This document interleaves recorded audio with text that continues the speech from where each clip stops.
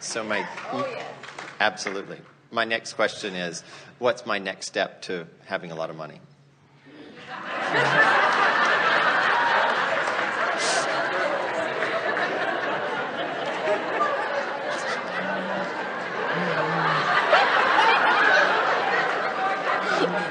Hopefully you'll marry someone really rich.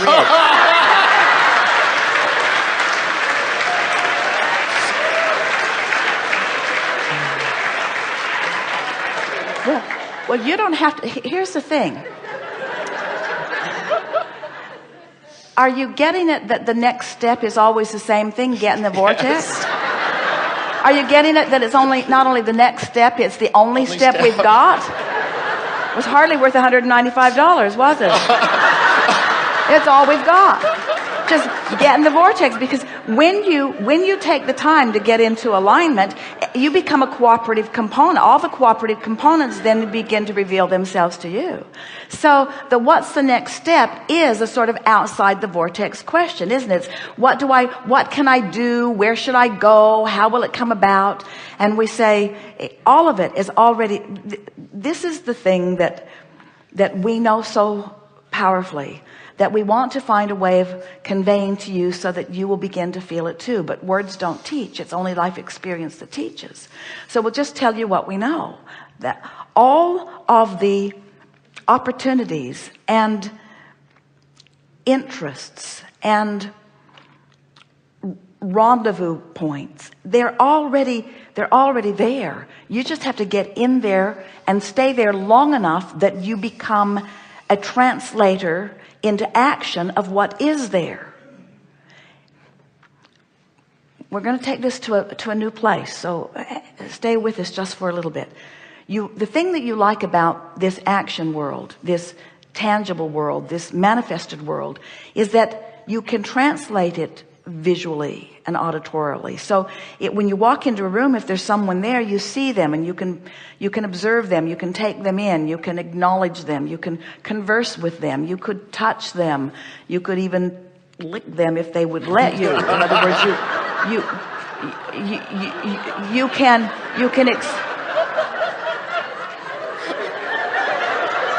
don't do it unless you're sure you're both in the vortex. But there is a satisfying experience in the tactile tangibleness of this manifested world.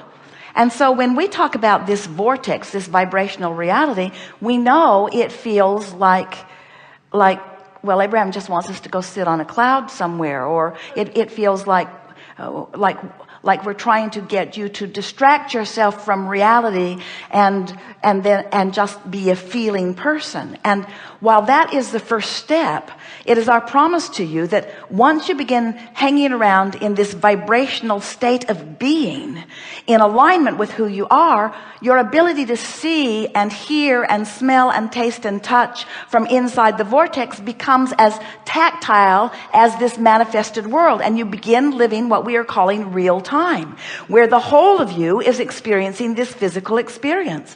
It's not accurate for us to say that mostly physical is outside the vortex and mostly non-physical is inside the vortex, because it is absolutely possible to be physically focused and be predominantly in the vortex. And the younger you are, the more you know that possibility and the more you resent every moment that you're not. In other words, that's why you take it so hard when you're not, because you still have that cellular memory even that things are supposed to go well for you and that you're supposed to feel good.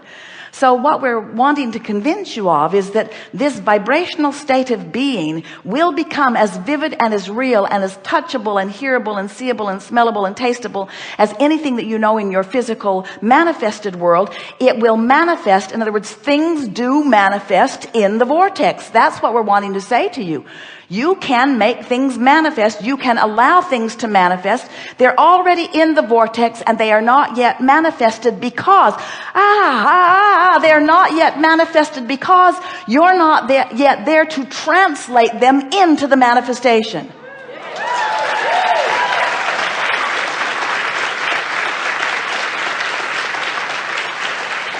That's what we've been meaning to say to you.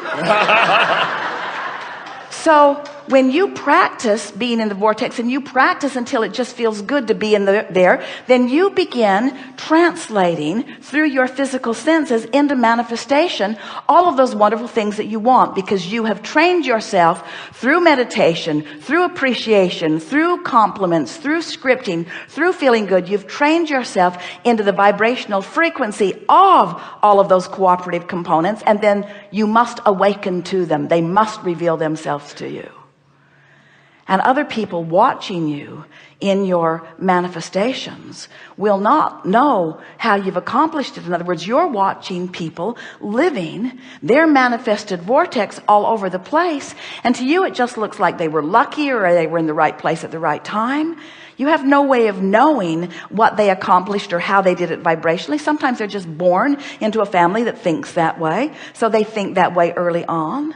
But it is so much more delicious to be born into contrast and to feel your vortex full of wonderful stuff, and then to figure out how to get in there, and then to deliberately stay there so that you get to be there in the conscious discovery of each unfolding. Because you see, it's not about wanting something and snapping your fingers and there it is. That wouldn't be satisfying. The fun thing is to carve it out of contrast and put it there, and then mold yourself into alignment with it, and feel yourself getting closer and closer to it, and then watch step by step all day long as the components that are cooperative to you begin to reveal themselves to you in a string of never-ending, always unfolding, delicious life experience.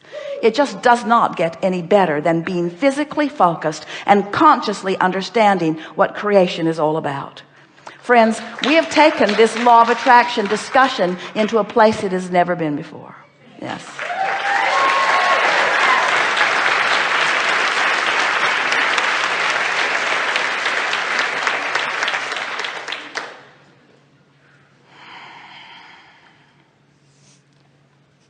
Can you feel how the power of your question brought the power of our answer? Don't you love knowing that there is another side to all of that you're wanting to know? Don't you love knowing that it's there? And doesn't it make you just want to go in the vortex and discover it? Do you believe in the existence of this vortex? Is it a place? Can it be?